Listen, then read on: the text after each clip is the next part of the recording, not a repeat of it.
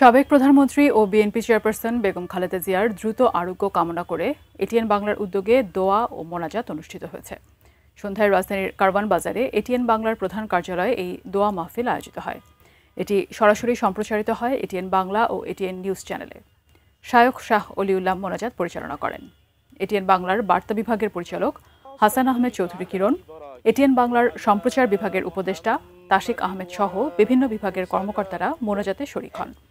মোনাজাতে BNP chairperson Begum Khaleda জিয়ার দ্রুত আরোগ্য, দীর্ঘায়ু এবং সুস্বাস্থ্য এবং দেশ ও জাতির শান্তি, স্থিতিশীলতা ও সমৃদ্ধি কামনা করা হয়।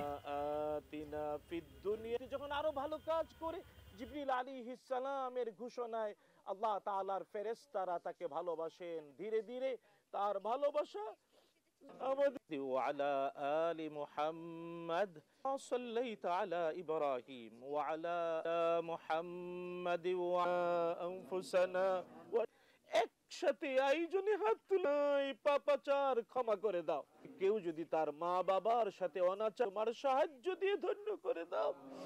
রব্বানা আতিনা ফিদ দুনিয়া যখন আরো ভালো কাজ করে জিবরিল আলাইহিস সালামের ঘোষণায় আল্লাহ তাআলার ফেরেশতারা তাকে ভালোবাসেন, ধীরে ধীরে তার ভালোবাসা আমাদের জন্য বেগম খালেদা জিয়ার জন্য আল্লাহ তাআলা তুমি তাকে সুস্থ করে দাও, তুমি তাকে দীর্ঘ সুস্থ জীবনে ধন্য করে দাও। এই জাতির জন্য তার বড় প্রয়োজন। আজকের এই সময়ে লক্ষ কোটি কোটি জনতা হৃদয় থেকে তাকে ভালোবাসে। মানুষের ভালোবাসায় ধন্য হওয়া হাদিস অনুযায়ী, তোমার হাবিবের ঘোষণা অনুযায়ী এটা তোমার ভালোবাসার প্রমাণ।